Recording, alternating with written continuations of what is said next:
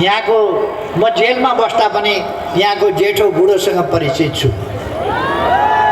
धेरै घरहरू यस्ता थिए, पहिलो फर्सी फल्यो भने त्यो जेलमा मलाई पुर्याउन ल्याइदिनुहुन्थ्यो। कहाँ शास्त्रका कुरा गर्छु उसले उखान तुक्का भन्छ। काङ्ग्रेसका नेताहरूले उखान तुक्का भन्नु त ठिकै थियो, किन बुझ्दैन उनीहरू के भन्नु।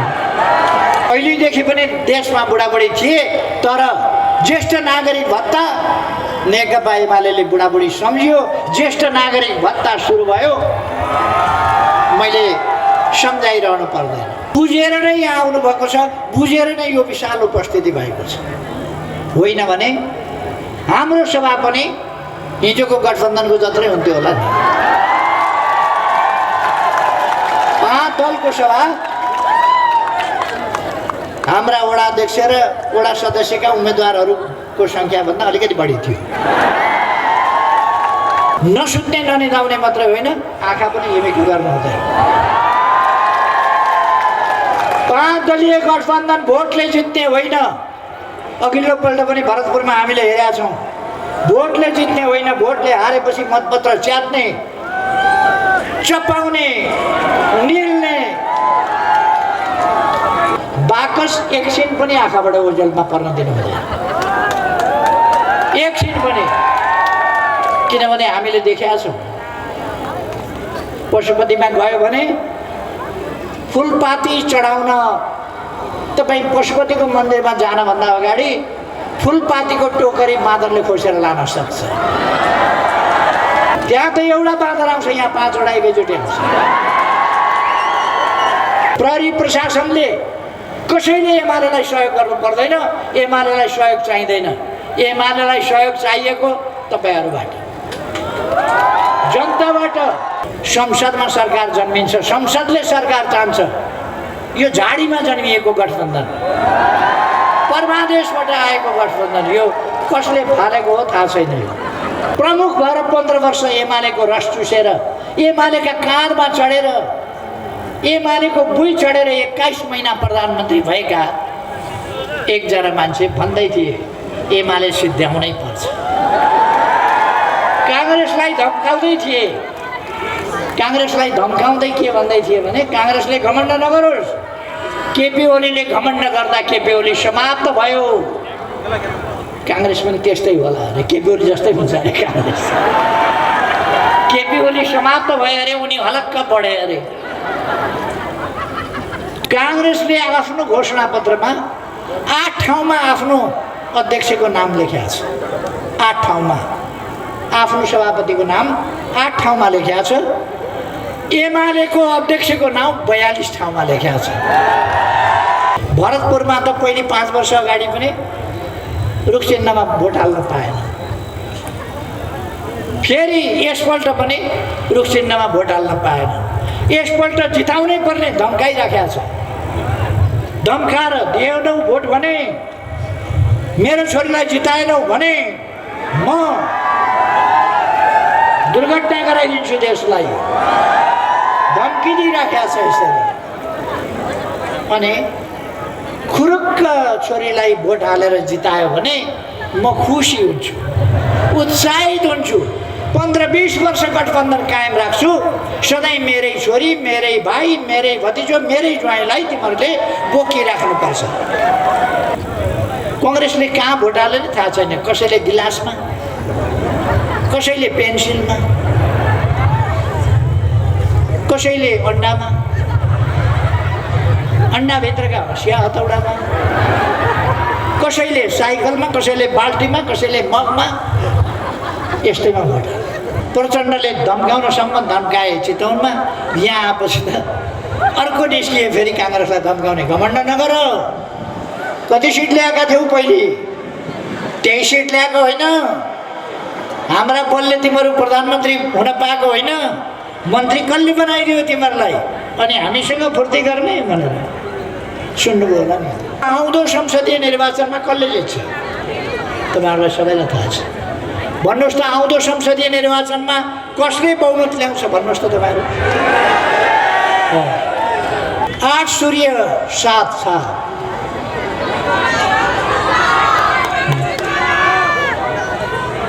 सूर्य साथ छ, अरू सबै गठबन्धन सठबन्धन पत्ता छ। ४० जना साथीहरूलाई अनुरोध गर्दछु, यो मुलुकका राजनेता आकाशलाई बादलले धेरै समय ढाक्न सक्दैन। बादल फाट्छ, आकाशमा चम्किन्छन् जुन र ताराहरू। हाम्रो पार्टीका सर्दीय अध्यक्षलाई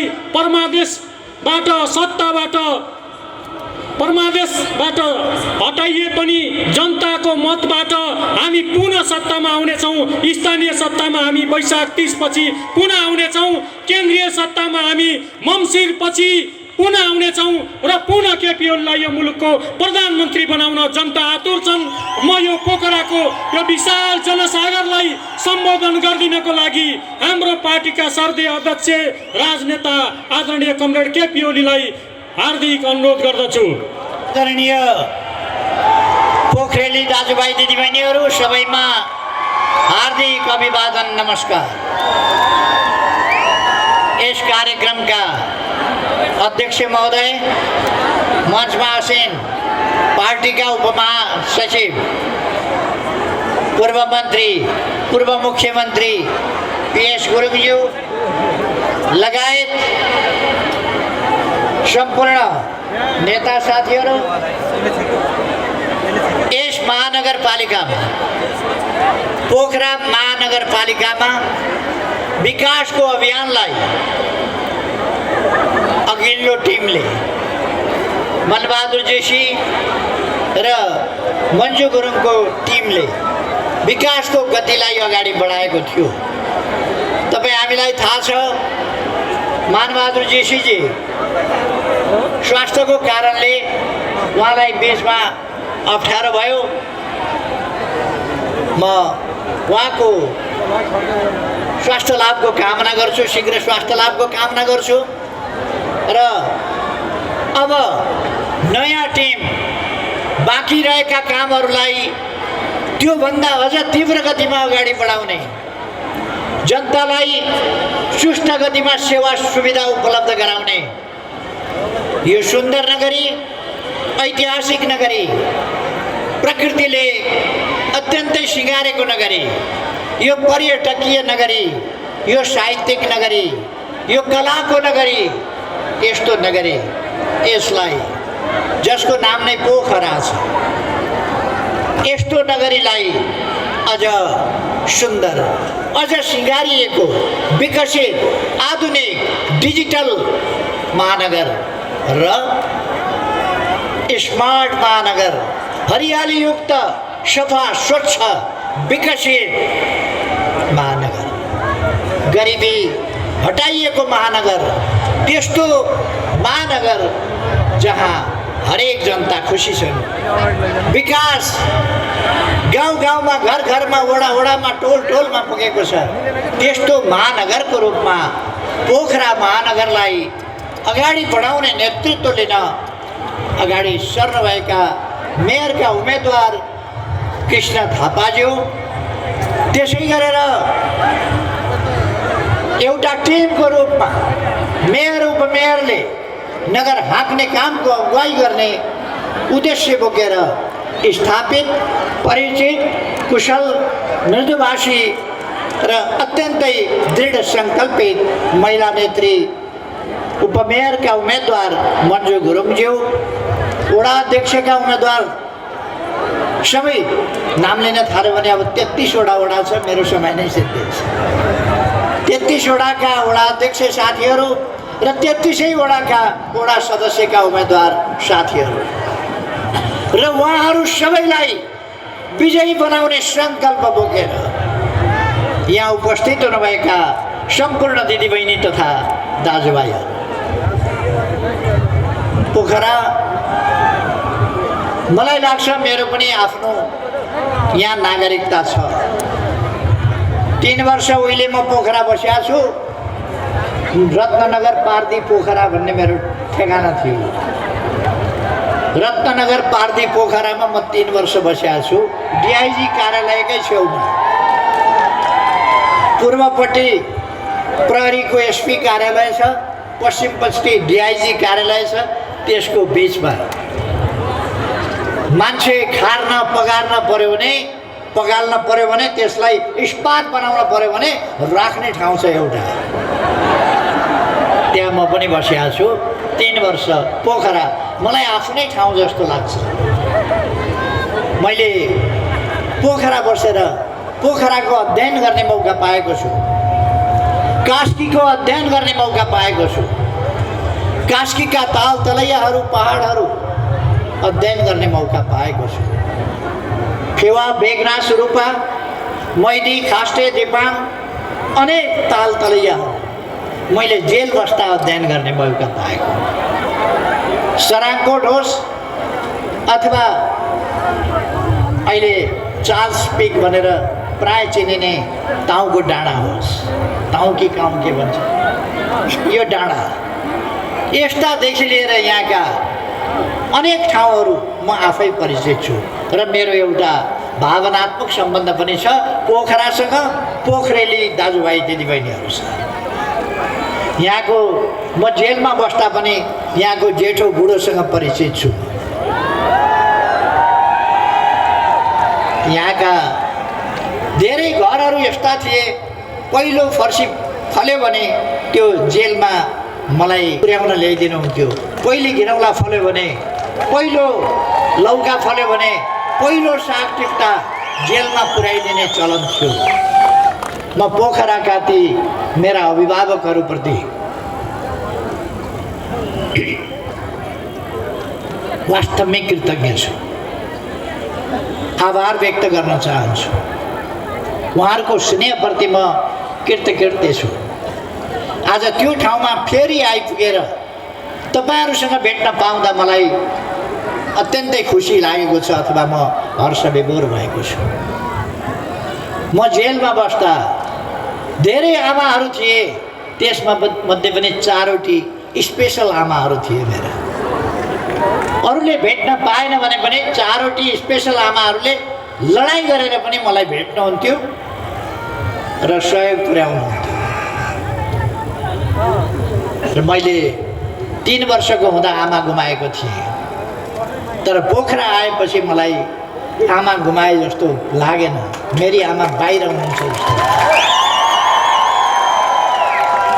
त्यो ठाउँमा आएर तपाईँहरूसँग यसरी मेरा साथीहरू थिए, मेरा भाइ बहिनीहरू थिए र पोखराले मलाई अत्यन्तै माया गरेको थियो। त्यसको गुण कसरी तिर्ने मलाई सधैँ एक प्रकारको ऋणी भाव भइरहन्छ। जे होस्, देशैको विकास गरेपछि, देशैलाई कायाकल्प गरेपछि, देशैमा उन्नति ल्याएपछि, देशैलाई आधुनिक बनाएपछि, देशैलाई स्मार्ट बनाएपछि पोखराको ऋण पनि त्यसैभित्र तिरिन्छ भन्ने मैले विश्वास लिएको छु। र आज नेकपा एमालेको ड्राइभर सिटमा बस्दा मलाई देशको विकासका लागि सारा प्यासेन्जरलाई सुरक्षित ढङ्गले गाडी हाँकेर अगाडि बढाउनु पर्छ र देश विकासको यस अभियानमा तीव्र गतिले अगाडि बढाउनु पर्छ भन्ने कुरा राम्ररी थाहा छ।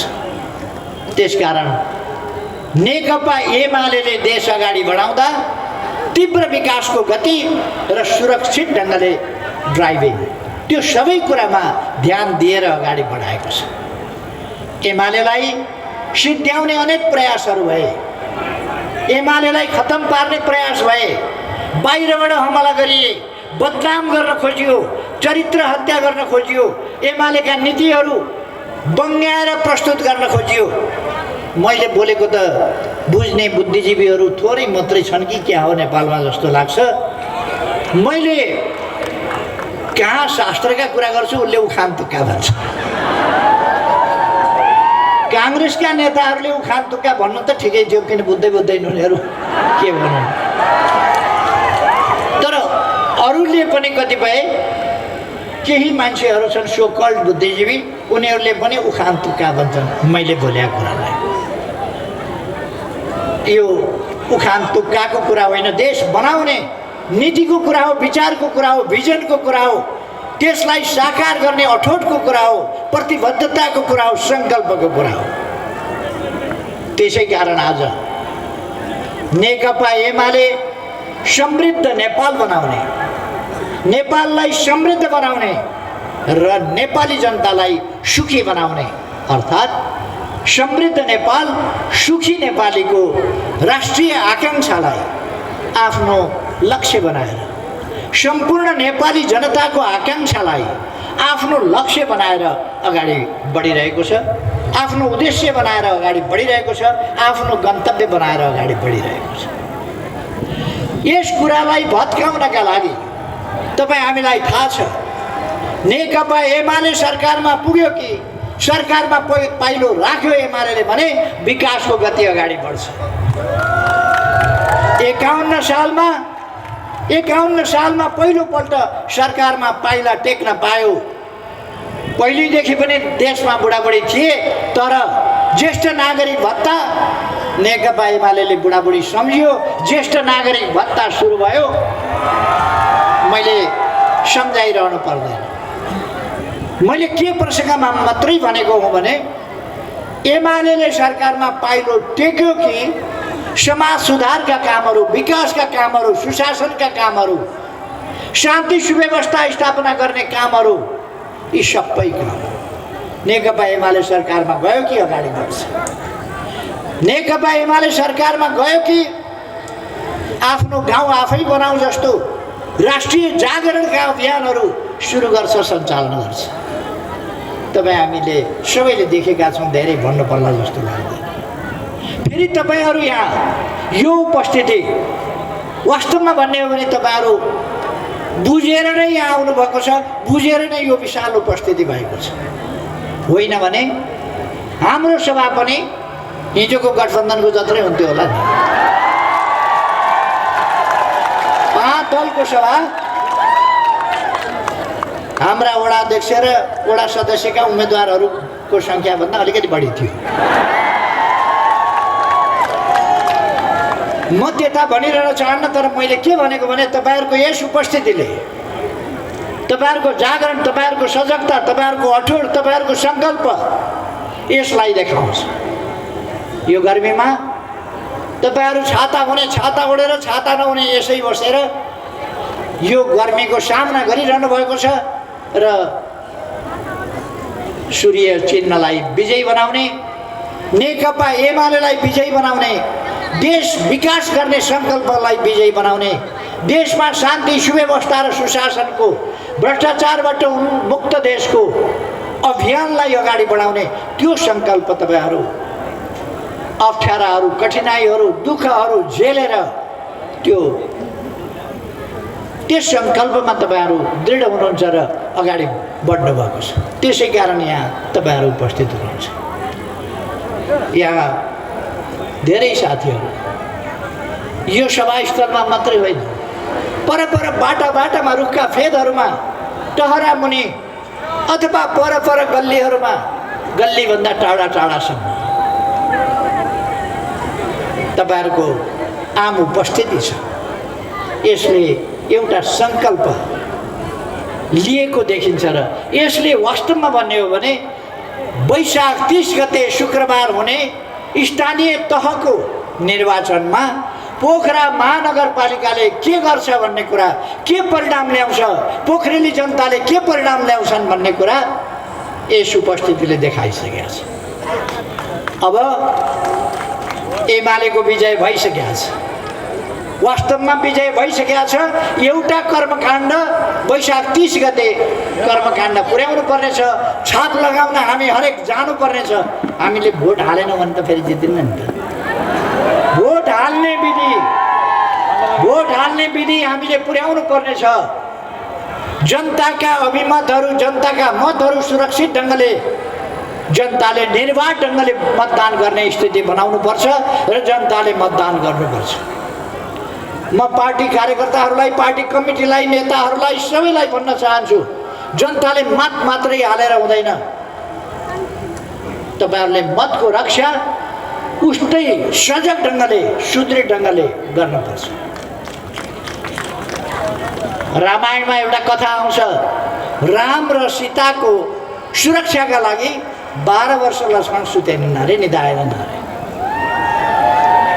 हामीले 30 गते, 1 गते, 2 गते जहिलेसम्म मतदानको परिणाम आउँदैन तबसम्म नसुत्ने ननिदाउने मात्रै होइन, आँखा पनि हिमेकी गर्नु हुँदैन। 5 दलीय गठबन्धन भोटले जित्ने होइन। अघिल्लो पल्ट पनि भरतपुरमा हामीले हेरेका छौँ, भोटले जित्ने होइन, भोटले हारेपछि मतपत्र च्यात्ने, चपाउने, निल्ने,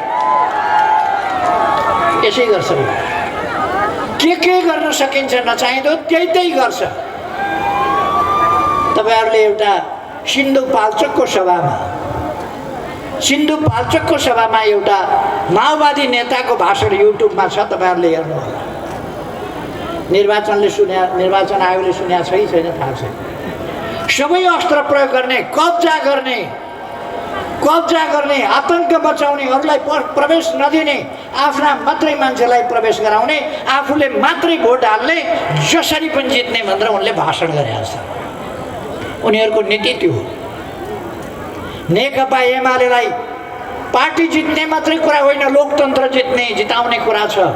त्यसकारण हामी शान्तिको पक्षमा छौँ, हामी शान्तिपूर्ण ढङ्गले मतदान गर्ने पक्षमा छौँ, शान्तिपूर्ण ढङ्गले जनताले दिएको मतबाट जित्ने पक्षमा छौँ र हामी त छौँ, अरूले त त्यही गर्दैन।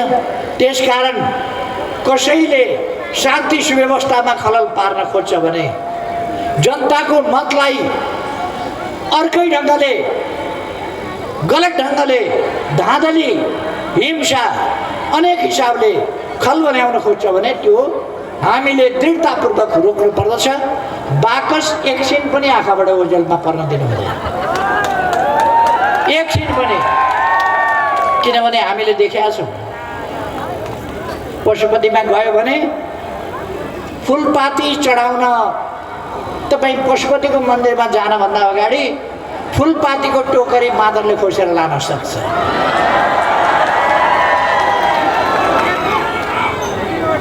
त्यहाँ त एउटा बाँदर आउँछ, यहाँ 5 वटा एकैचोटि आउँछ। त्यसकारण हामी सतर्क हुन जरुरी छ, कुनै प्रकारको धाँधलीबाट परिणामलाई तलमाथि पर्न नदिन। एमाले जस्तो लोकतन्त्रका लागि सङ्घर्ष गर्ने, लड्ने पार्टी शान्ति, स्वतन्त्रता, निष्पक्षता, भयरहित वातावरणमा स्वच्छ निर्वाचनको पक्षमा दृढताका साथ उभिनुपर्छ। मैले हिजो बुटौल र भरतपुरमा बोल्दा पनि आग्रह गरेको थिएँ, सेना, प्रहरी, प्रशासन र निर्वाचनमा विभिन्न ढङ्गले खटाइने कर्मचारीहरू सबैले लोकतन्त्रका लागि, संविधानको रक्षाका लागि, लोकतान्त्रिक प्रणालीको रक्षाका लागि, यस देशलाई बर्बाद हुन नदिनका लागि निर्वाचन भयरहित वातावरणमा, कुनै डर त्रास नभएको वातावरणमा, स्वच्छ वातावरणमा, निष्पक्ष ढङ्गले, तटस्थ ढङ्गले प्रशासनले निर्वाचन गराउनु पर्दछ। निर्वाचन आयोगले त्यसै गर्नुपर्दछ। म उहाँहरूलाई त्यसै गरी प्रस्तुत हुन आग्रह गर्न चाहन्छु। प्रहरी प्रशासनले कसैले एमालेलाई सहयोग गर्नु पर्दैन, एमालेलाई सहयोग चाहिँदैन। एमालेलाई सहयोग चाहिएको तपाईँहरूबाट, जनताबाट, मतदाताबाट सहयोग चाहिन्छ हामीलाई। प्रशासनको सहयोग चाहिँदैन, प्रहरीको चाहिँदैन। तटस्थ निर्वाचन गराउनुहोस्, स्वतन्त्र निर्वाचन गराउनुहोस्, शान्तिपूर्ण वातावरणमा निर्वाचन गराउनुहोस्, जनताको अभिमत जस्ताको त्यस्तै प्रकट हुन दिने गरी निर्वाचन गराउनुहोस्। हाम्रो अपेक्षा त्यति हो, हाम्रो आग्रह त्यति हो। मैले विश्वास लिएको छु आजको प्रहरी प्रशासन कोही पनि,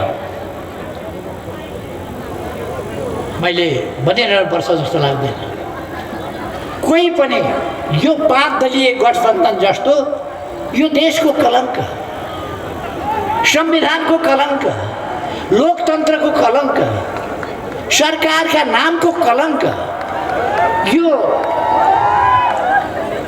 संसदमा सरकार जन्मिन्छ, संसदले सरकार चाहन्छ। यो झाडीमा जन्मिएको गठबन्धन, परमादेशबाट आएको गठबन्धन, यो कसले फालेको हो थाहा छैन। कहाँबाट पैदा भयो? यस्तोलाई कसैले साथ दिन्छ भन्ने मलाई लाग्दैन। जनताले त यसलाई साथ दिँदै दिँदैन। म पाँच दलीय गठबन्धनको बारेमा धेरै केही भनिरहन आवश्यकै देख्दिनँ। किनभने हिजो तपाईँहरूले यहाँ उहाँहरूले बोलेका कुरा सुन्नुभयो होला। एकजना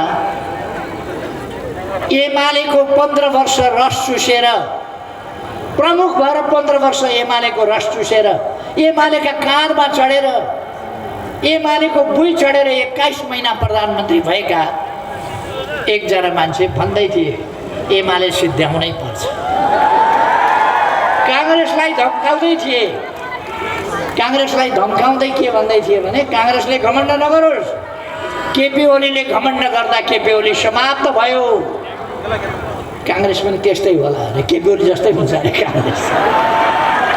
केपी ओली समाप्त भयो अरे, उनी हलक्क बढे अरे। त्यो रेकर्ड वैशाख 30 गते पछि पनि रहन्छ भन्ने कुरा तिनलाई हेक्का रहेनछ।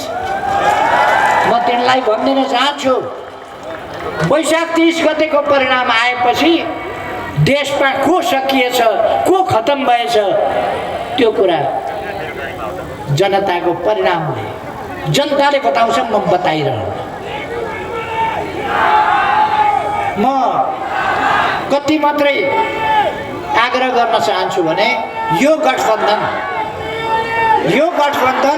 जनताको अभिमतबाट होइन, संसदबाट होइन, परमादेशबाट बनेको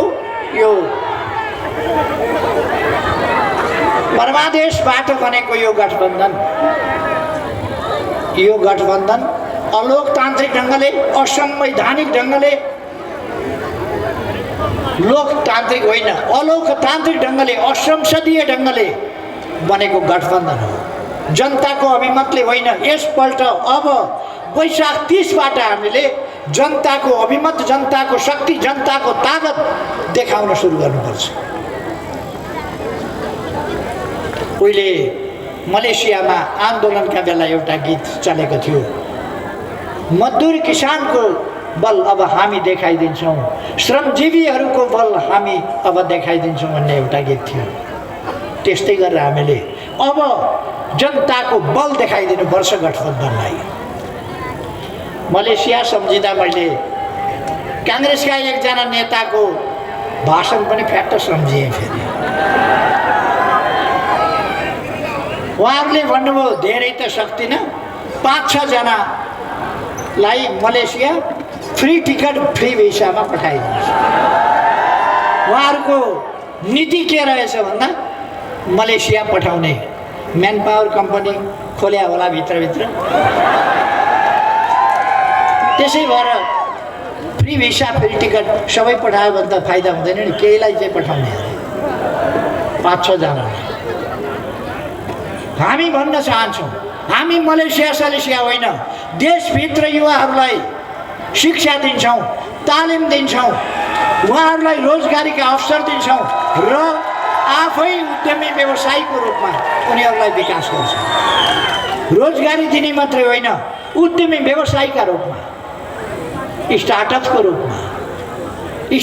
रूपमा नयाँ नयाँ उद्यम व्यवसाय सर्टिफिकेट धितो राखेर बिना धितो पैसा दिन्छौँ, ऋण दिन्छौँ, जसले गर्दा उहाँहरूले उद्योग धन्दा व्यवसाय सञ्चालन गर्न सक्नुहुन्छ र देशभित्रै स्वरोजगार सिर्जना गर्न सक्नुहुन्छ। यस्ता अनेकौँ कामहरू हामी गर्छौँ। हामी विदेश पठाउने होइन, युवाहरूको मनोबल यहीँ उठाउँछौँ, देश प्रेम जगाउँछौँ, देशभक्ति जगाउँछौँ, राष्ट्र निर्माणका महाअभियानमा युवाहरूलाई परिचालित गर्छौँ। मलेसिया 2-4 युवाहरूलाई पठाउने होइन। भिन्नता यहीँ छ। यो 3-4 क्लासमा पढ्ने बालबालिकालाई भिन्नता छुट्याऊ भनेर एउटा दिया हुन्छ क्या पाठ्य पुस्तकमा, साना क्लासका। भिन्नता छुट्याऊ भनेर दियो भने तपाईँहरू जस्तो उमेर पुगेका अथवा हुर्किसकेका मान्छेहरू चाहिँदैन।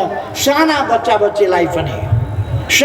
बच्चीलाई पनि काङ्ग्रेस र एमालेको गठबन्धन र एमालेको भिन्नता छुट्याऊ भन्यो भने तिनले सजिलै छुट्याइदिन्छ। मैले काङ्ग्रेसका साथीहरूलाई भने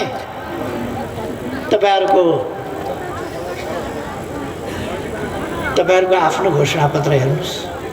काङ्ग्रेसले आफ्नो घोषणापत्रमा 8 ठाउँमा आफ्नो अध्यक्षको नाम लेखेको छ। 8 ठाउँमा आफ्नो सभापतिको नाम 8 ठाउँमा लेखेको छ। एमालेको अध्यक्षको नाम 42 ठाउँमा लेखेको छ काङ्ग्रेसको घोषणापत्र। यहाँ त पोखरामा काङ्ग्रेसको घोषणापत्र आएको छैन होला, किनभने काङ्ग्रेसको रुख चिन्हमा मेयर सेयर छैन। के को घोषणा?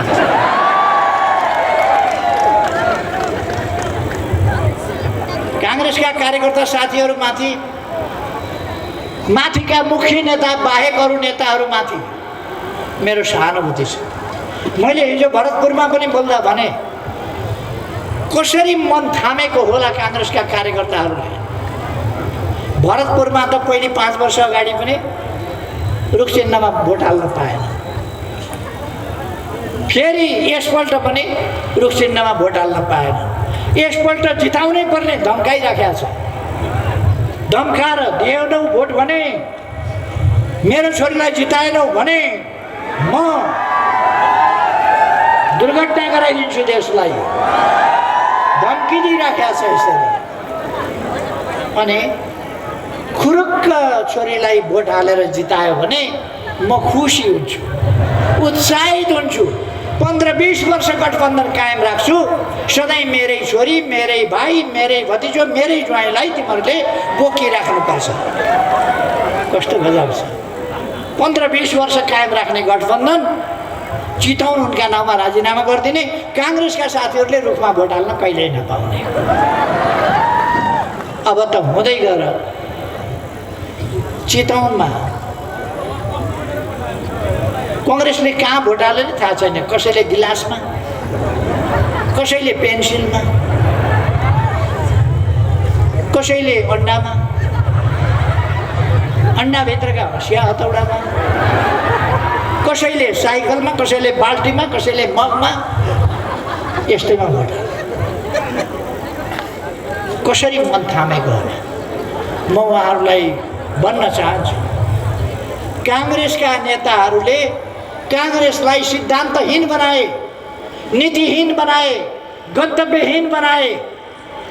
मैले यही पोखरामा त्यहीँबाट बोल्दाखेरि भनेको थिएँ, सायद त्यतापट्टि थियो 11 मञ्च, त्यहीको मञ्चबाट मैले भनेको थिएँ, कृष्णप्रसाद भट्टराईले यत्तिकै काङ्ग्रेस छोडेको होइन। जीवनको उत्तरार्धमा अन्तिम कालमा कृष्णप्रसाद भट्टराईले काङ्ग्रेस पार्टी छोड्नुभयो। गणेश मानले काङ्ग्रेस पार्टी छोड्नुभयो, यत्तिकै छोड्या त होइन होला नि। 2003 सालमा भद्रगोल जेलमा सुरुङ खनेर भद्रगोल जेल फोडेर भागेको मान्छे, जिन्दगीभरि काङ्ग्रेस भएर आन्दोलनमा लागेका मान्छे, तर काङ्ग्रेस गणेश मानले किन छोड्नु पर्यो होला? के खुसी भएर छोडे होला? नाच्दै छोडे होला? हाँस्दै छोडे होला? त्यसै कारण मैले यही मञ्चबाट बोल्दाखेरि भनेको थिएँ, बिपी कोइराला पनि अहिले हुनुहुन्थ्यो भने उहाँले पनि उहिलेको काङ्ग्रेस रहेन, अहिलेको काङ्ग्रेसमा बस्न सकिँदैन, बसेर काम छैन भनेर छोड्नुहुन्थ्यो। बिपी कोइराला पनि अहिलेसम्म बसेको भए। पहिले विकल्प थिएन, देश कसले बनाउला भन्ने चिन्ता थियो। अब विकल्प छ, देश बनाउने नेकपा एमाले छ। अब देश बनाउने कुराको चिन्ता भएन। नीति भएको पार्टी, भिजन भएको पार्टी, मिसन भएको पार्टी, कार्यक्रम भएको पार्टी, योजना भएको पार्टी, देश बनाउने सङ्कल्प भएको पार्टी, राष्ट्रलाई जोगाउने पार्टी, राष्ट्रियतालाई जोगाउने पार्टी, स्वाधीनता र स्वतन्त्रताको सही ढङ्गले प्रयोग गर्ने पार्टी, भौगोलिक अखण्डताको रक्षा गर्ने पार्टी, देशलाई भ्रष्टाचार मुक्त गर्ने सङ्कल्प बोकेको पार्टी, विकासको अभियानलाई तीव्र गति दिने पार्टी, बाल बालिकादेखि लिएर ज्येष्ठ नागरिक, महिला, एकल महिला, शारीरिक रूपमा अशक्तता भएका, अपाङ्गता भएका त्यस्ता व्यक्तिहरूलाई हेर्ने पार्टी, जो असहाय छ, बाँच्ने सहारा छैन, त्यस्ताहरूको सहारा पार्टी। जो बेसहारा छ र सडकमा पुगेको छ शारीरिक वा मानसिक कारणले, त्यस्ताहरूको उद्धार गर्ने पार्टी र देशलाई आधुनिक युगमा प्रवेश गराउने पार्टी, ट्विन विस्थापित गर्न सक्ने पार्टी, मेची महाकाली राजमार्गलाई चौडा गर्न सक्ने पार्टी, अनेक एयरपोर्टहरू नयाँ बनाउन सक्ने पार्टी नेकपा एमाले छ। तपाईँको घर घरमा आज तपाईँका बुवा आमाहरूलाई भोलि तपाईँ आफै ज्येष्ठ नागरिक हुँदा तपाईँलाई पनि भत्ता त्यति बेलासम्म कति पुग्छ म भन्न चाहन्छु। तपाईँलाई पनि भत्ता खुवाउने पार्टी नेकपा एमाले छ।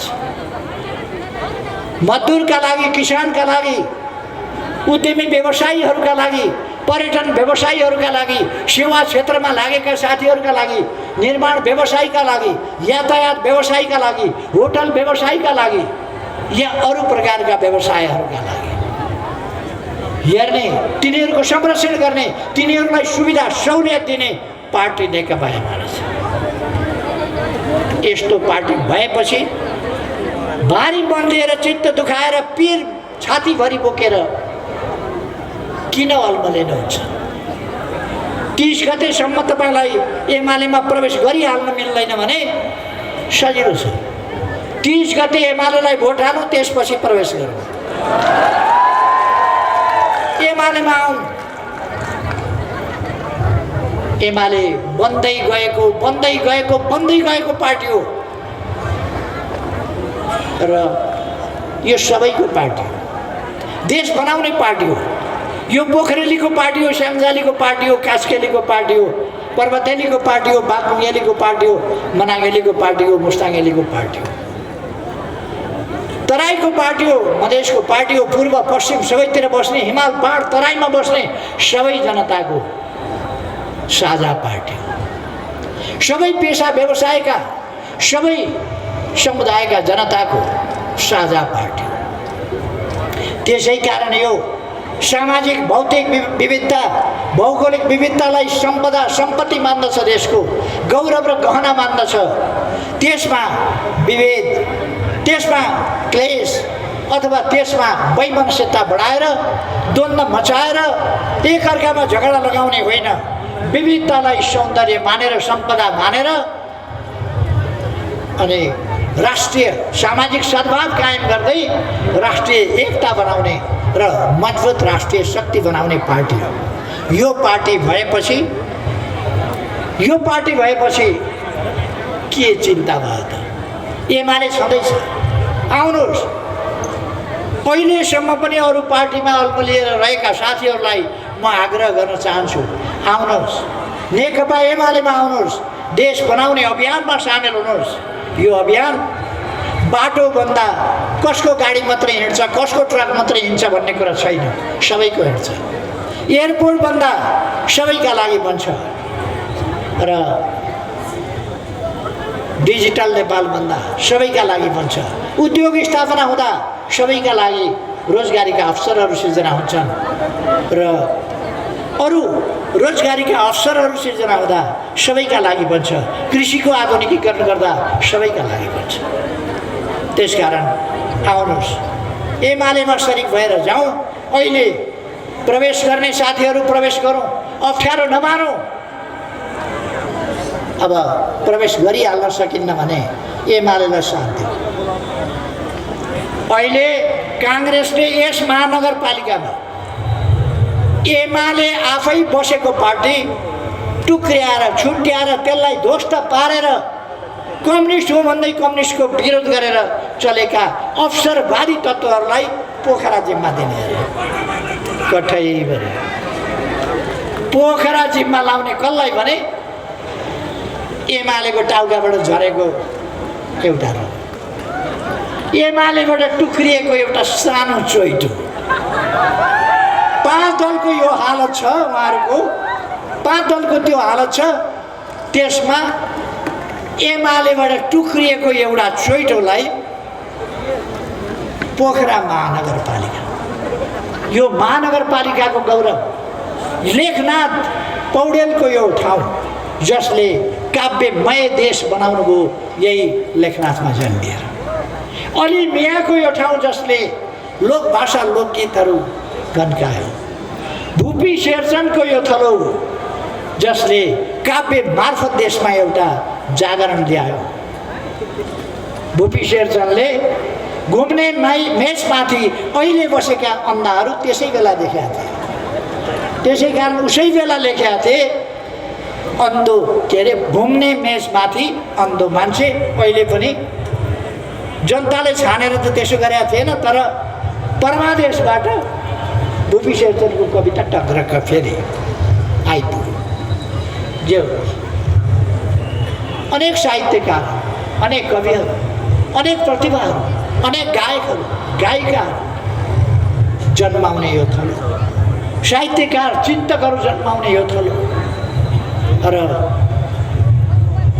यो मैले अहिले त खालि पोखरा महानगरपालिकाको मात्रै कुरा गरेँ, अझ जन्मकै हिसाबले भन्ने हो भने आदिकवि भानुभक्त आचार्य यहीँ तनहुँका, भानु गाविस, भानु गाउँपालिकाका भानुभक्त आचार्य जो आदिकवि, त्यहाँदेखिको एउटा इतिहास यो रामायण कालसँग जोडिएका स्याङ्जाका अन्धा अन्धी तालदेखि अनेक प्रकारका पौराणिक कथाहरूसँग जोडिएका गुफाहरूको, छाँगाहरूको, तालहरूको, हिमालहरूको, अन्नपूर्ण, कञ्चन, यो माछापुच्छ्रे, गङ्गापूर्ण, अनेक हिमालहरू, अन्नपूर्ण 1, 2, 3, धौलागिरी जस्ता ठाउँहरू हिमालहरू भएको यो ठाउँ 5वटा 8000 मिटरभन्दा माथिका मनासलु, अन्नपूर्ण 1, अन्नपूर्ण 2, अन्नपूर्ण 3, धौलागिरी यस्ता उच्च हिम शिखरहरू एउटै प्रदेशमा, यस्तो प्रदेश हो यो जहाँ पवित्र काली गण्डकी विश्वको सानोदेखि लिएर सायद सबभन्दा ठुलो शालिग्राम पाउने ठाउँ यो यस्तो ठाउँ जसमा विश्वले यसलाई पवित्र तीर्थभूमिको रूपमा मानेको छ। व्यासको थलो, अरू विभिन्न ऋषिहरूका थला, द्वापर युगसँग अनेक कथाहरू यहाँ जोडिएका छन्। यस्तो ठाउँ, यो ठाउँलाई विकास गर्न अब नेकपा एमाले बुझेर हेरेर, स्वार्थ होइन, आफ्ना स्वार्थ होइन, देशका, प्रदेशका, पालिकाका र त्यहाँका बासिन्दाहरूका समस्या तिनलाई समाधान गर्दै विकासलाई समग्रतामा अगाडि बढाउने सङ्कल्प बोकेर एमाले अगाडि बढेको छ। त्यसकारण मैले यहाँहरूसँग एमालेलाई विजयी बनाऊ भन्ने आग्रह गर्न खोजेको। गठबन्धनको कन्तबिजोग भएको छ, कन्तबिजोग भएको छ गठबन्धनको। उहाँहरूले सभा त 7वटै प्रदेशमा गर्ने हुनुभयो क्या र, तर सभामा नै उहाँहरूको विभिन्न प्रकारका बोलीहरू आएका छन्। यहीँ पनि हिजो तपाईँहरूले सुन्नुभयो, यहीँ पनि सुन्नुभयो। एउटाले चितवनमा धम्काउँछ, अर्काले पोखरामा धम्काउँछ। काङ्ग्रेस त धम्की सुन्ने, घुर्की सुन्ने, यस्तै पार्टी भयो। काङ्ग्रेसका नेताहरूले त एउटाको घुर्की एउटा सहरमा सुन्ने, अर्काको घुर्की अर्का सहरमा सुन्ने। प्रचण्डले धम्काउनसम्म धम्काए चितवनमा, यहाँ आएपछि त अर्को निस्किए फेरि काङ्ग्रेसलाई धम्काउने। घमण्ड नगर, कति सिट ल्याएका थियौ पहिले? 23 सिट ल्याएको होइन। हाम्रा बलले तिमीहरू प्रधानमन्त्री हुन पाएको होइन, मन्त्री कसले बनाइदियो तिमीहरूलाई? अनि हामीसँग फुर्ती गर्ने भनेर सुन्नुभयो होला नि। पोखरेली जनताले सुन्यो होला। यो स्वार्थीहरू, अवसरवादीहरू, देश बनाउने कुनै चिन्तन ध्यान धारणा केही नभएका त्यस्ता मान्छेहरू मिलेर बनेको गठबन्धन, यसलाई बिदा गर्नै पर्छ। अब देशमा यस देशको विकासको गतिलाई अगाडि बढाउनका लागि बलियो राष्ट्रिय शक्तिको आवश्यकता छ। राष्ट्रियताको रक्षा र सम्वर्धन गर्न सक्ने, त्यसका लागि मैले केही भनिरहनु पर्ला जस्तो लाग्दैन। चीन पहिलेदेखि त्यही थियो, तर एमाले आउनु पर्यो जसले चीनतिरबाट पनि व्यापार पारवहन र यातायात सम्झौता गर्यो। अहिले 4वटा बन्दरगाह चीनतिरबाट पनि लिएको छ। भारतसँग एउटा कलकत्ता मात्रै बन्दरगाह थियो, 4वटा बन्दरगाहहरूले ल्याएको छ। रेलको एक्सेस, हामीले नयाँ युगमा प्रवेश गरेका छौँ। राष्ट्रियताको सम्बन्धमा नेपालको गुमेको भूमि सामेल गरेर नक्सा बनाउने, त्यसलाई संविधानमा सामेल गरेर संसदबाट सर्वसम्मतिले पारित गराउने पार्टी नेकपा एमाले नै हो। भारतलाई हाम्रो जमिन फिर्ता गर भनेर लेख्ने र कुरा अगाडि बढाउने पार्टी नेकपा एमाले नै हो। त्यसकारण राष्ट्रियताको रक्षा गर्न सुदृढ बलियो शक्ति नभई हुँदो रहेछ। जोसुकैले बोल्न सक्दैन राष्ट्रियताको सम्बन्धमा। बलिया शक्तिका अगाडि बोल्न सक्ने शक्ति चाहिन्छ नेपालमा। लोकतन्त्रका लागि त्यसको रक्षा गर्ने, साँचो अर्थमा लोकतन्त्रको व्यवहार गर्ने, आचरण गर्ने र लोकतन्त्रलाई बलियो बनाउने त्यस्तो शक्ति चाहिन्छ। समाजका सबै सेक्टरहरूलाई हेर्ने, ज्येष्ठ नागरिकदेखि लिएर सबैलाई हेर्ने त्यस्तो शक्ति चाहिन्छ। सामाजिक न्याय र समानताका लागि अग्रसर हुने शक्ति चाहिन्छ। अहिले तपाईँहरू हेर्नुहोस् त, गठबन्धनले त गठबन्धन गरिकन महिला उम्मेदवारीको सङ्ख्या, अनिवार्य रूपमा संविधानले दिएको सङ्ख्या त्यो पनि घटाइदियो। हरेक पालिकामा प्रमुख उपप्रमुख मध्ये यदि स्वतन्त्र पार्टीले अलग्गै हाल्यो भने बेग्लै कुरा हो, नत्र भने हरेक पार्टीले महिला उम्मेदवार उठाउनै पर्थ्यो। गठबन्धन गरेपछि त, सल्लाहले गरेपछि त एउटा महिला उठाउनै पर्थ्यो, तर गठबन्धनले त्यसो गरेन, महिला सङ्ख्या घटाइदियो। यो सामाजिक न्याय र समानता, महिला जागरण, महिला सशक्तिकरण, महिला प्रबलीकरण, महिला सामाजिकीकरण, नीति निर्माण र नेतृत्व तहमा महिलाको सहभागिता, महिलाको हक, त्यो स्थापना गर्न सक्ने पार्टी चाहियो र सुशासन र विकासलाई अगाडि बढाउन सक्ने पार्टी, एउटा त्यस्तो शक्ति चाहियो जसले मात्रै देशलाई सुदृढ ढङ्गले अगाडि बढाउन सक्छ। त्यो शक्ति नेकपा एमाले बाहेक अरू कुनै हुन सक्छ? अरू कुनै हुन सक्दैन। त्यसकारण नेकपा एमालेलाई मजबुत बनाएर, मजबुत राष्ट्रिय शक्तिको रूपमा उभ्याएर अगाडि बढ्न जरुरी छ। तपाईँहरूलाई थाहा छ अब आउँदो संसदीय निर्वाचनमा कसले जित्छ?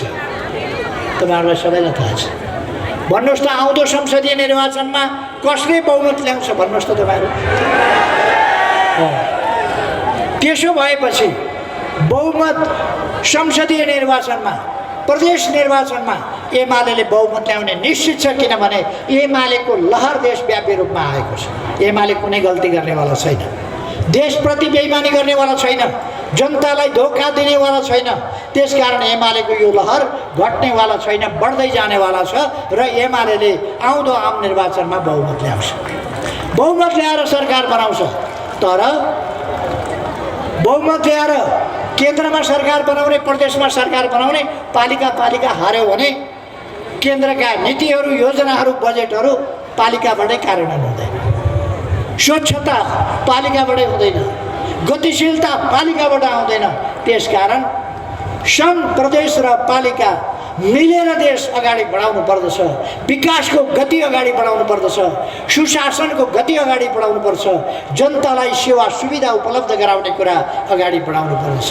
त्यसकारण अहिलेदेखि नै जेठ वैशाख 30 को निर्वाचनबाटै देशभरि नै एमालेको सूर्य झण्डा फहराउनु पर्दछ, एमालेको विजय पताका फहराउनु पर्दछ, एमाले जित्नु पर्दछ। तब मात्रै हामी अहिले नै देखि देश विकासको बाटो प्रशस्त गर्दै अगाडि बढ्न सक्छौँ। यस ठाउँमा त्यस कामका लागि हामीले मेयरको उम्मेदवारमा अनुभवी, पहिले नै चलाइसकेका अनुभवी र पोखरेली जनताका प्रिय नेता कृष्ण थापालाई मेयरको उम्मेदवार बनाएका छन्।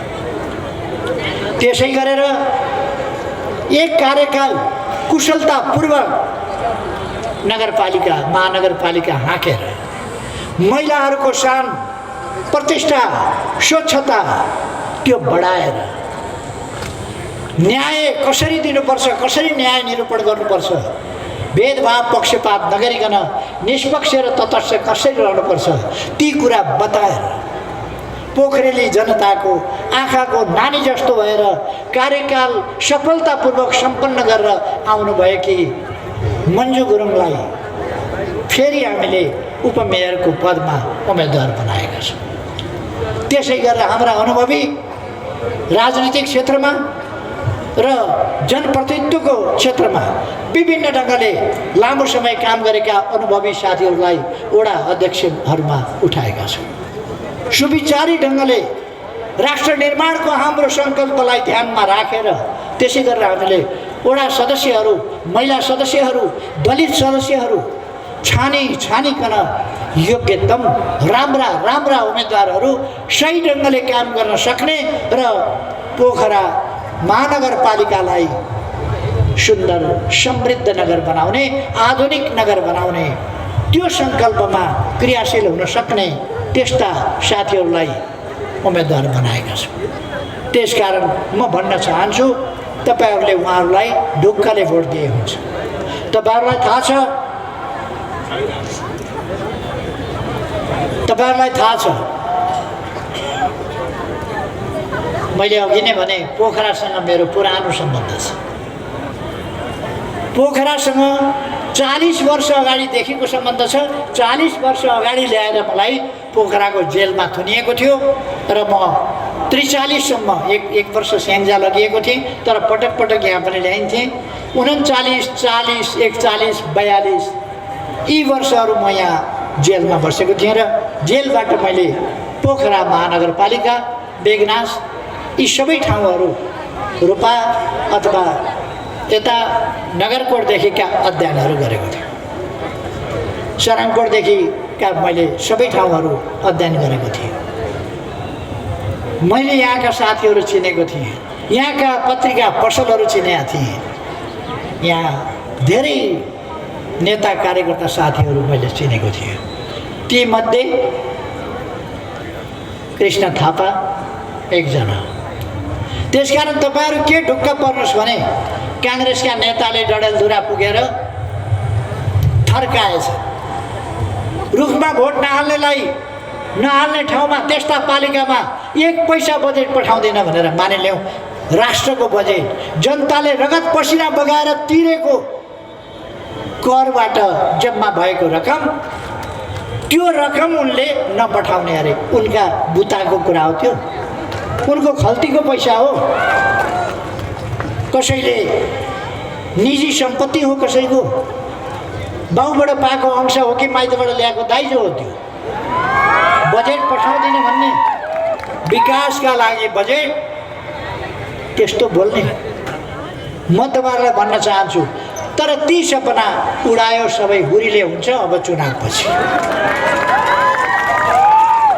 किनभने यो चुनावमा पनि उनीहरू जित्दैन, यसपछिका चुनावमा त कल्पनै नगर्दैनौँ। 5 दल छोड्दैनौँ। यी 5 दलहरूको चुनावसम्म दलको रूपमै रहँदैन त के को 5 दल दलको रूपमै रहँदैन। माओवादी केन्द्र त अब भाँडो रित्तो छ, खालि माथि केन्द्र वीरगो मात्रै छ। भाँडो एमालेमा आइसक्यो। अझै पनि माओवादी केन्द्र भन्नेमा साथीहरू अल्मलिनु भएको छ भने नअल्मलिनुहोस्, कृपया आउनुहोस् एमालेमा। ढिलो किन गर्नुहुन्छ? ढिलो किन गर्ने? देश बनाउने कुरामा अझै प्रचण्डलाई चिन्नु भएन। प्रचण्ड पछि कहाँ गयो?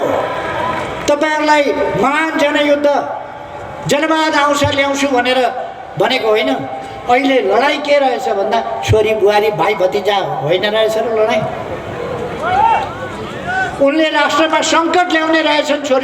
छोरीलाई नजिताउने हो भने सङ्कट ल्याउने। छोरी जितायो भने प्रसन्न हुने, खुसी हुने, उत्साहित हुने अनि गठबन्धनको दलालीमा लाग्ने। के रहेछ राजनीति सुन्नु भएन, भरतपुरको भाषण सुन्नु भएन, फेरि प्रचण्ड चिन्ह बाँकी रह्यो। आउनुहोस्,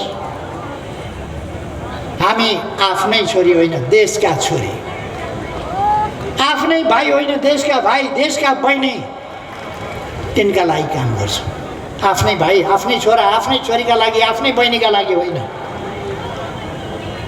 यस्तो पार्टीमा आउनुहोस् न जो सबैको साझा होस्। अरू साथीहरूलाई पनि, अरू पार्टीका साथीहरूलाई पनि म भन्न चाहन्छु, माधव नेपालले अल्मल्याएर भ्रम देखाएर भ्रममा पारेर अल्मल्याएर पार्टीबाट अलग गराएका साथीहरू अब ढिलो नगर्नुहोस्, तुरुन्त पार्टीमा फर्किनुहोस्। ढिलो भयो भने तपाईँहरू सप्रिने सम्भावना जति ढिलो भयो त्यति बिग्रिँदै जान्छ।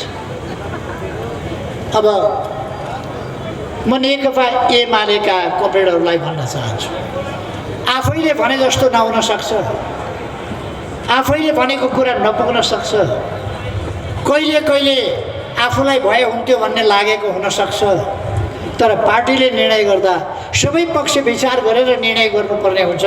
धेरैजनाको निर्णय गर्न सकिँदैन, एउटा पदमा एकजना निर्णय गर्नुपर्ने हुन्छ।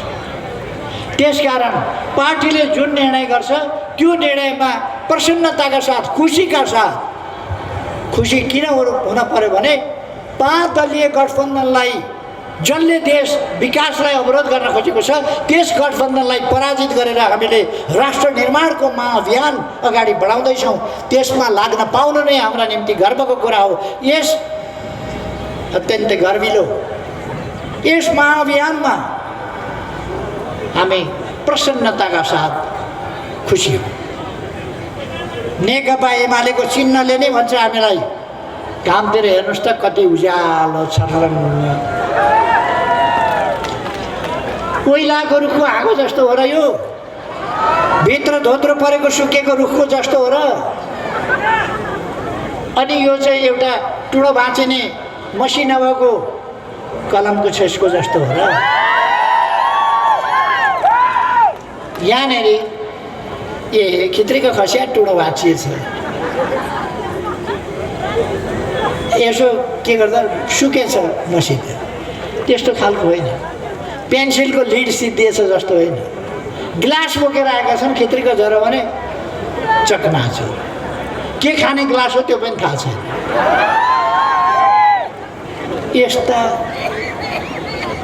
यस्ताका विरुद्ध एकजुट भएर आएका यस्ताहरूलाई सबै सेतीमा सलल, सबैलाई सेतीमा सलल गरिदिनु पर्नेको छ यही 30 गते। त्यसकारण सबै साथीहरू प्रसन्नताका साथ खुसी भएर चुनावी अभियानमा सरिक हुनुहोस्, किञ्चित मन नदुखाउनुहोस्। मिलेको रहन्छ भने पछि मिलाउँला, अहिले मिलाउने समय छैन, मिलाउने ठाउँ छैन, अहिले छलफल गरेर केही हुनेवाला छैन। त्यसकारण म साथीहरूलाई भन्न चाहन्छु, उत्साहका साथ, यो पार्टीको काम हो, कृष्ण थापा आफै उठ्या होइन, यो पार्टीको क्यान्डिडेट हो, जित्ने कृष्ण थापाले होइन, नेकपा एमाले हो। कृष्ण थापाको फोटोमा छाप हान्ने होइन, सूर्य चिन्हमा छाप हान्ने हो। त्यसकारण सबै साथीहरू सूर्य चिन्ह एक ठाउँ मात्रै हो र देशैभरि, मेचीदेखि महाकाली सूर्य छ, 8 सूर्य 7 छ।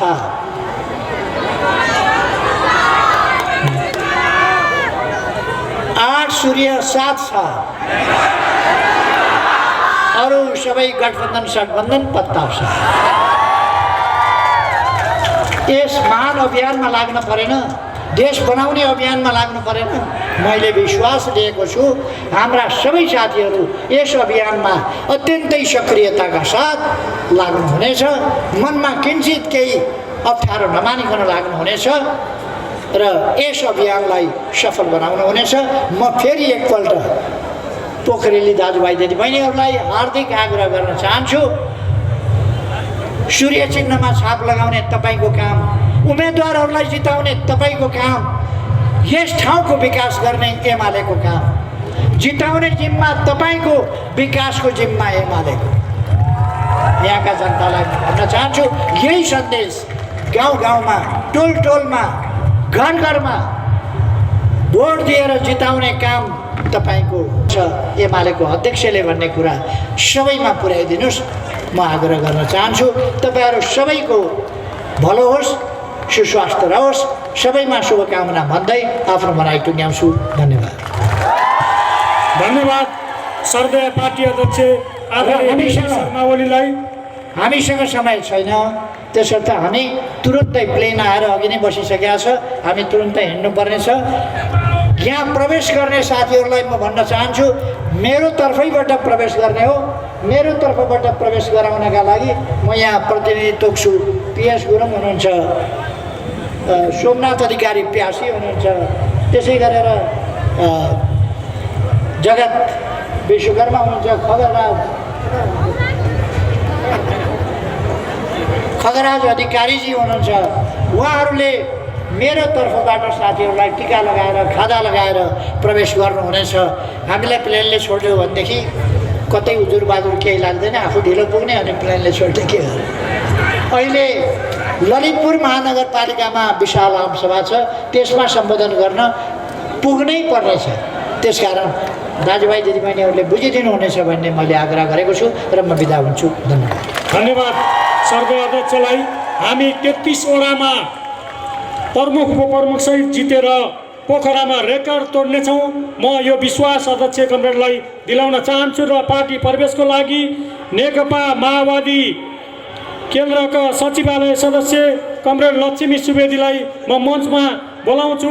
त्यसै गरी नेकपा माओवादीबाट प्रवेश गर्नुभएका कुलप्रसाद तिमिल सिन्हा कमरेडलाई अनुरोध गर्दछु। पोखरा 30बाट समाजसेवी शिवराज नेउपाने र राज गुरुङज्यूको नेतृत्वमा प्रवेश गर्नुभएका 42 जना साथीहरूलाई अनुरोध गर्दछु। पोखरा 9-19 का रेशम वास्तोला कमरेड माओवादी केन्द्र छोडेर प्रवेश गर्नुभएको छ। नेपाली काङ्ग्रेस छोडेर उहाँलाई अगाडि बढाउँछु। पोखरा 30बाट भेषबहादुर थापा,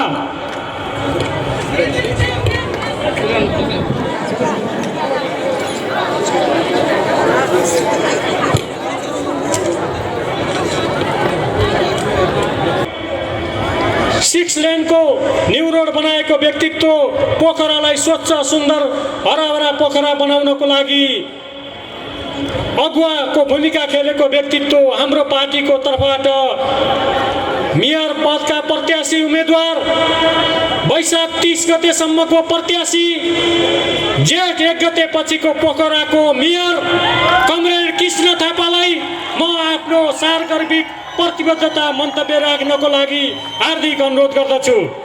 यो कार्यक्रमका सञ्चालक हाम्रो महानगर कमिटीका सचिव कमरेडलाई, कार्यक्रमका सभाध्यक्षहरू, युवा भाइ बहिनीहरू, यहाँहरू सबैलाई म आफ्नो हृदयदेखि नै आफ्नो शिर झुकाएर हार्दिक अभिवादन व्यक्त गर्न चाहन्छु, नमस्कार व्यक्त गर्न चाहन्छु, लाल सलाम व्यक्त गर्न चाहन्छु।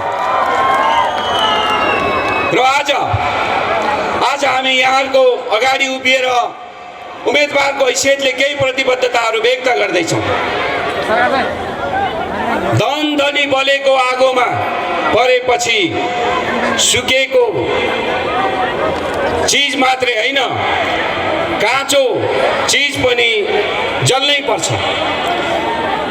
सूर्यरूपी महासागरको यो जनसागरमा, उर्लेको जनसागरमा परेपछि सम्पूर्ण षड्यन्त्रकारी गठबन्धनहरू ढल्नै पर्छ।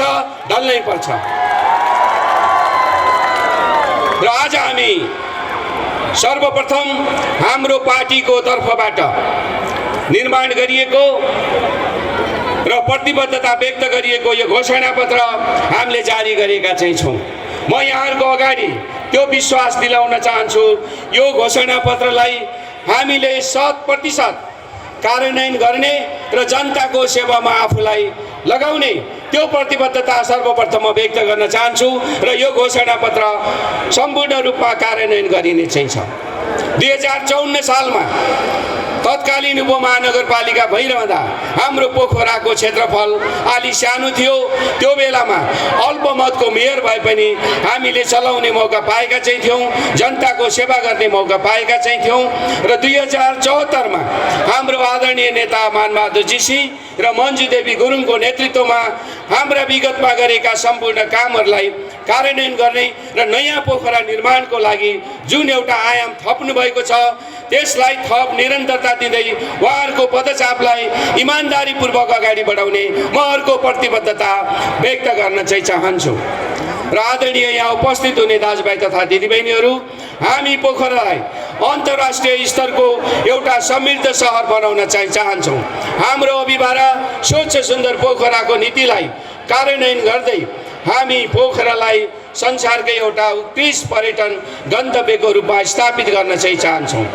हाम्रो आदरणीय श्रद्धेय नेता केपी ओलीले शिलान्यास गर्नुभएको सुरु गर्नुभएको अन्तर्राष्ट्रिय विमानस्थल आज समापनको अवस्थामा छ। हामी त्यसलाई सुरु गरेर पोखराबाट अन्तर्राष्ट्रिय क्षेत्रमा सिधै पोखराका नागरिकहरूलाई त्यो दिइने सेवा हामी त्यो कामलाई पुरा गर्न चाहिँ चाहन्छौँ। र पृथ्वी चौकदेखि कोत्रेसम्मको अहिले भइरहेको बाटोलाई हामी 6 लेनको बाटो बनाएर अत्याधुनिक यातायात सुविधाहरू नागरिकहरूलाई प्रदान गर्न चाहिँ चाहन्छौँ। शिक्षा, स्वास्थ्य, पर्यटन र कृषिमा हामी आफू पोखरा महानगरवासीका सबै जनताका छोराछोरीहरूलाई हामी शिक्षाको कुनै पनि पहुँचबाट तल नहोस् भन्नको लागि त्यो सम्पूर्ण पहुँचलाई गुणस्तरीय बनाउन हाम्रो तर्फबाट त्यो काम गर्ने म प्रतिबद्धता व्यक्त गर्न चाहन्छु। महानगरवासी सम्पूर्ण दाजुभाइ तथा दिदीबहिनीहरू सबै नागरिकहरूलाई स्वास्थ्यको पहुँचबाट हामी सबै नागरिकहरूलाई त्यो सेवा प्रदान गरेर पोखरामा पनि एउटा अन्तर्राष्ट्रिय स्तरको स्वास्थ्य सेवा दिन सकिन्छ भन्ने त्यो स्थितिलाई हामी कायम गर्न चाहिँ चाहन्छौँ। त्यस पछाडि गएर पर्यटन र कृषिलाई केन्द्रित गरेर हामी पोखराको समग्र विकासलाई अगाडि बढाउन चाहन्छौँ र तत्कालीन र दीर्घकालीन दिगो विकासलाई को लक्ष्यलाई प्राप्त गर्ने गरेर योजना बनाएर पोखराको विकास हामी अगाडि बढाउन चाहिँ चाहन्छौँ र सम्पूर्ण पोखरालाई हामी संसारकै एउटा उत्कृष्ट महानगर बनाउने त्यो लक्ष्यका साथ त्यो सपनाका साथ हामी तपाईँहरूको अगाडि आइरहेका चाहिँ छौँ भन्ने विश्वास म यहाँहरूलाई दिलाउन चाहन्छु। एमाले मौका पाउँदा विगतमा 5 वर्ष पनि हाम्रा आदरणीय जननिर्वाचित कमरेडहरूले धेरै कामहरू गरिसक्नु भएको छ र त्यो कामको निरन्तरता र त्यसको साथसाथै हामी पोखरामा बस्ने सबै महानगरवासीहरूलाई सबै सेवा सुविधाले पूर्ण भएको त्यो चाहिँ महानगरपालिकाको कार्यालयबाट दिइने सबै वडा कार्यालयबाट दिइने सबै सेवा सुविधाहरूलाई हामी एक खालको झन्झटिलो अवस्थाबाट मुक्त गरेर त्यसलाई एउटा डिजिटल सेवाको रूपमा हामी आफ्ना सेवाहरूलाई प्रवाह गर्नेछौँ र सम्पूर्ण प्रविधिको प्रयोग गरेर अनलाइन सेवाबाट हामी सबै नागरिकहरूलाई सेवा दिने त्यो नयाँ युगको सुरु हामी गर्न चाहिँ चाहन्छौँ। र यहाँ उपस्थित हुनुहुने सम्पूर्ण आदरणीय दाजुभाइ तथा दिदीबहिनीहरू र अहिले यो 30 गते हुन गइरहेको निर्वाचनमा हाम्रो पार्टीको तर्फबाट यहाँ उम्मेदवार बनिरहनुभएका मेयर, उपमेयर, वडा अध्यक्ष र सदस्य सबै कमरेडहरूलाई यहाँहरूले अत्याधिक मतका साथ विजय हासिल गराइदिनु हुनेछ भन्ने हामीले पूर्ण विश्वास लिएका चाहिँ छौँ र हामीले पोखराको निर्माणमा खेलिरहेका भूमिकाहरू यहाँहरू सबैलाई स्पष्ट छ। हिजोदेखि नै हामीले एउटा आधुनिक पोखरा निर्माणको लागि जुन भूमिका निर्वाह गऱ्यौँ, आगामी दिनमा हामी पोखराको समग्र भौतिक पूर्वाधार तयार गरेर हाम्रो पोखरासँग जोडिएका एक खालको ग्रामीण इलाकाहरू पनि चाहिन्छन्, कतिपय चाहिँ पछाडि परेका ठाउँहरू पनि चाहिन्छन्। त्यो सम्पूर्ण सिङ्गो पोखराको समुचित विकासमा हामीले चाहिँ ध्यान दिने चाहिँ छौँ र त्यसको साथसाथै हामीले यहाँ हुने सम्पूर्ण अनियमितताहरू, भ्रष्टाचारहरू त्यसको समूल नष्ट गरेर सुशासनयुक्त प्रशासनलाई हामी अगाडि बढाउने चाहिँ छौँ। हाम्रो पार्टीले 6 वटा आचार संहिताहरू यहाँ तयार गरेको छ। त्यो आचार संहिताको पहिलो नम्बरमा जनताबाट निर्वाचित भएर जाने जनप्रतिनिधिहरू जनताका वास्तवमा शासक होइनन्। हामी एउटा सेवक बनेर जनताका वफादार चाहिँ इमान्दार सेवक बनेर त्यो सेवाहरू प्रवाह गरिनेछ। महानगरपालिका कार्यालय, वडा कार्यालय, कतिपय नपुगेको ठाउँमा सेवा केन्द्रको रूपमा र हाम्रा सबै कार्यालयहरूबाट जनतालाई दिइने जुन दैनिकी सेवाहरू चाहिँ छन् त्यसलाई चुस्त दुरुस्त पारदर्शी र अत्याधुनिक सेवाहरू प्रवाह गर्ने म त्यो प्रतिबद्धता व्यक्त गर्न चाहन्छु। र हाम्रो अभिभारा स्वच्छ सुन्दर पोखराको नीति श्रम सिप जुटाउँ पोखरालाई उठाउँ भन्ने मान्यता जो आजभन्दा 20 वर्ष अगाडि नै हामीले सुरु गऱ्यौँ, त्यो नीतिलाई कार्यान्वयन गर्दै हाम्रो पार्टीले गरेका सबै निर्णयहरूलाई सबै जनसमुदायको सल्लाह र सुझावमा हाम्रो यहाँको विकास निर्माणलाई अगाडि बढाउने त्यो चाहिँ प्रतिबद्धता पनि म व्यक्त गर्न चाहन्छु। हाम्रो श्रद्धेय पार्टी अध्यक्ष, हाम्रो आदरणीय नेता र यो मञ्चमा रहनुभएका सम्पूर्ण नेताहरूलाई साँची राखेर म के प्रतिबद्धता व्यक्त गर्न चाहन्छु भने हाम्रो पार्टीको नीति सिद्धान्त र विचार, हाम्रो पार्टीको विरासतमा आँच आउने कुनै पनि क्रियाकलापहरू हामी गर्ने छैनौँ, त्यो प्रतिबद्धता म व्यक्त गर्न चाहन्छु। सधैँभरि हामी जनताको सेवामा इमान्दारीपूर्वक आफूलाई लगाइरहने र पोखराको भविष्य निर्माण गर्न र अबको 5 वर्षपछि पोखरालाई हामी एउटा पृथक पोखरा, एउटा भिन्न पोखरा निर्माण गरेर हामी जनतालाई हस्तान्तरण गर्ने त्यो प्रतिबद्धता पनि म व्यक्त गर्न चाहन्छु। यो काम गर्नको लागि हाम्रा सूर्य ध्वजावाहक सम्पूर्ण उम्मेदवारहरूलाई 33वटै वाडाबाट सबै आदरणीय महानगरवासी, आदरणीय मतदाताहरूलाई म हार्दिक अनुरोध र अपिल गर्न चाहन्छु। सूर्य ध्वजावाहक उम्मेदवार एमालेका उम्मेदवारहरूलाई अत्याधिक मतका साथ यहाँहरूले विजय हासिल गराउनु हुनेछ भन्ने पूर्ण विश्वासका साथ मेरा आफ्ना भनाइहरू टुङ्ग्याउन चाहन्छु। धन्यवाद, नमस्कार, लाल सलाम। सुशासन, समृद्धि र समाजवादको आधार पालिकामा नेकपा एमालेको सरकार भन्ने अभियान लिएर अगाडि बढिरहेका छौँ र यो अभियानलाई सफल बनाउनको लागि, यो सभालाई सम्बोधन गर्नको लागि हाम्रो श्रद्धेय अध्यक्ष, हाम्रो यो पोखरा महानगरपालिकाको यो चाहिँ सुन्दर नगरीमा आउँदै हुनुहुन्छ। म उहाँलाई स्वागत गर्दै सम्मान व्यक्त गर्न चाहन्छु। सबैभन्दा पहिला त म हाम्रो गौरवशाली पार्टीलाई म हार्दिक आभार प्रकट गर्न चाहन्छु, धन्यवाद दिन चाहन्छु, किनकि इतिहासमा पहिलोपटक सङ्घीय शासन व्यवस्था अनुसार बनेको पोखरा महानगरपालिका जस्तो सबैभन्दा भौगोलिक क्षेत्रफलको हिसाबले सबैभन्दा ठुलो महानगरपालिका, गण्डकी प्रदेशको राजधानी, जनसङ्ख्याको हिसाबले दोस्रो ठुलो सहर, यो सुन्दर सहर, यो वैभव सहर सँगसँगै फ्रेन्चको एउटा नागरिकले भनेको छ, पृथ्वीमा कहीँ कतै स्वर्ग छैन, यदि छ भने त्यो स्वर्गको टुक्रा भनेको पोखरा हो भनेर भनेको छ।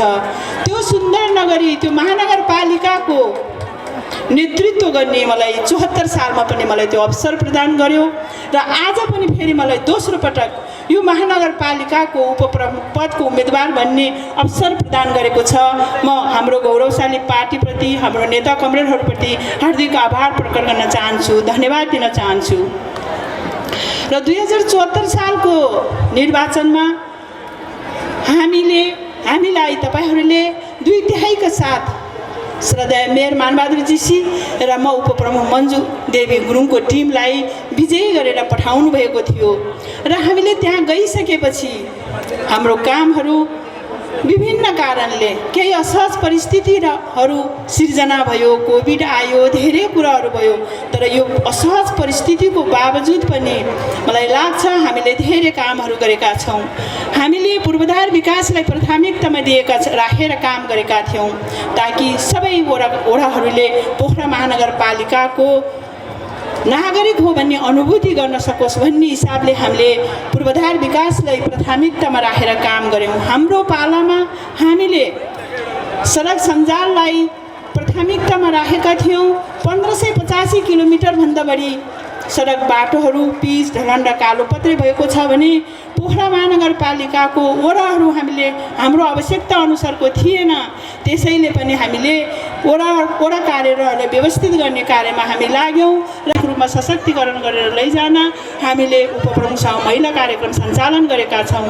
उपप्रमुखसँग महिला कार्यक्रममा धेरै महिला आमा दिदीबहिनीहरू जोडिनु भएको छ। हामीले त्यो कार्यक्रम मार्फत सबैभन्दा प्राथमिकतामा एकल महिलालाई राखेका छौँ भने त्यसै गरेर हामीले द्वन्द्व पीडित हिंसा पीडित महिलाहरूलाई प्राथमिकतामा राखेका छौँ। त्यसै गरेर अपाङ्ग रहेको महिला र अपाङ्ग परिवारहरूलाई हामीले त्यो कार्यक्रमसँग जोडेर लगेका छौँ भने महिलाहरूलाई उद्यमी बनाउनुपर्छ भनेर 50 महिला उद्यमी 500 रोजगारको चाहिँ कार्यक्रम त्यो कार्यक्रम सँगसँगै जोडिएर लगेको छ। अबको दिनमा हामीले अन्य महिलाहरूलाई पनि जोडेर लैजाने कार्यक्रम लैजाने म यहाँहरूसँग प्रतिबद्धता पनि जाहेर गर्छु। त्यसरी नै महिला हिंसालाई अन्त्य गर्नको लागि हामीले पोखरा महानगरपालिकाले महिला हिंसा विरुद्ध पुरुषको ऐक्यबद्धता महिला पुरुष समस्या चेतना कार्यक्रमलाई अभियानको रूपमा सञ्चालन गरिरहेको छ। त्यस्तै गरेर हामीले युवा परिषद गठन गरेको छ, खेलकुद समिति गठन गरेको छ, बालमञ्च गठन गरेको छ। हामीले पोखरा महानगरपालिकाले सँगसँगै यहाँको साहित्य कला र संस्कृतिलाई सम्वर्धन र संरक्षण गरेर लैजानुपर्छ भनेर प्रज्ञा प्रतिष्ठान गठन गरेको छ। यसरी हामीले धेरै समितिहरू गठन गरेर गइरहेको छ। भनेदेखि अर्को विषय अहिले उपप्रमुखहरूको परिभाषित काम भनेको संविधानले व्यवस्था गरेको न्यायिक समिति। पोखरा महानगरपालिकामा धेरै पालिकाका न्यायिक समितिहरू अध्ययन गर्न आउने गरेका छन्। हामीले पोखरा महानगरपालिकाको न्यायिक समितिलाई एउटा अध्ययन केन्द्रको रूपमा चाहिँ अगाडि बढाउन सफल भएका छौँ। हामीले चैतको 14 गते हामीले राष्ट्रिय सम्मेलन गऱ्यौँ। यसरी नै अब पोखरा महानगरपालिकाको न्यायिक समितिले एउटा ब्रान्ड बनाइसकेको छ कि पहिला भन्ने गर्थ्यो न्याय नपाए गोर्खा जानु भनेर, तर अब न्याय नपाए पोखरा महानगरपालिका जानु भन्ने हामीले जनजनको मनमा बस्ने काम गरिसकेको छ। यी धेरै कामहरू सँगसँगै हामी अगाडि बढिरहेका छौँ। कतिपय कामहरू हामीले पुरा गर्न पनि छ, कतिपय कामहरू प्रक्रियामा छ। त्यसैले म यहाँहरू समक्ष हामीले अब गर्न पर्ने कामहरूलाई पुरा गर्ने प्रतिबद्धता म यहाँ जाहेर गर्दै पोखरा महानगरपालिकालाई समुन्नत पर्यटकीय पोखरा बनाउने म प्रतिबद्धता यहाँहरू समक्ष जाहेर गर्न चाहन्छु। हो, हामी निर्वाचित भएर आइसकेपछि हामीले कति काम गर्न सक्यौँ, कति काम गर्न सकेका छैनौँ मैले अघि पनि भने। र हाम्रो घोषणा पत्रमा भएका सबै घोषणा पत्रलाई मैले अक्षरशः पालना गर्ने यहाँहरू समक्ष प्रतिबद्धता पनि जाहेर गर्दछु। र नेकपा एमाले भनेको एउटा यस्तो पार्टी हो जुन पार्टीप्रति अहिले सबै नेकपा एमाले भनेर दिनानुदिन पार्टी प्रवेश गरिरहेको छ। त्यसैले पनि सम्पूर्ण आदरणीय समुदायहरूसँग म के अनुरोध गर्न चाहन्छु भनेदेखि नेकपा एमालेको सूर्य चिन्हमा छाप लगाएर हामीलाई, हाम्रो टिमलाई प्रमुख पदमा हाम्रो हुनुहुन्छ कृष्ण थापा, जो 54 सालमा उहाँले आफ्नो कार्यकाल सफलतापूर्वक कुशलतापूर्वक पुरा गरिसक्नु भएको छ भने म मन्जु देवी गुरुङ फेरि तपाईँहरू समक्ष तपाईँहरूको सेवा गर्नलाई आएको छु। त्यसैले पक्कै पनि हामीलाई तपाईँहरूले, हाम्रो टिमलाई तपाईँहरूले विजयी गराउनुहुनेछ। हामी तपाईँहरू समक्ष नेकपा एमालेको सूर्य चिन्ह लिएर आइरहेका छौँ। नेकपा एमाले कहिल्यै पनि झुटो बोल्दैन, जे बोल्छ त्यो गर्छ, सत्य बोल्छ, यो तपाईँहरूलाई थाहा छ। त्यसैले पनि हाम्रो जित सुनिश्चित छ। मात्रै 30 गते सूर्य चिन्हमा छाप लगाएर मतपेटिकामा चाहिँ त्यसलाई संरक्षण गर्न मात्रै बाँकी छ। 2074 सालमा हामीले यो महानगरपालिकामा 13-14 हजारको मतले अन्तर गरेर हामीले विजयी गरेका थियौँ। यो पटकको निर्वाचनमा पक्कै पनि तपाईँहरूले हामीलाई 20,000 भन्दा बढी मतान्तरले विजयी गराउनुहुनेछ भन्ने कुरामा म विश्वस्त छु। म यहाँहरूसँग यही अनुरोध गर्छु, पोखरा महानगरपालिकालाई भ्रष्टाचार मुक्त, सुशासनयुक्त, प्रविधि मैत्री महानगरपालिका बनाउने प्रतिबद्धता जाहेर गर्दै बिदा हुन्छु। हस्त, धन्यवाद, नमस्कार।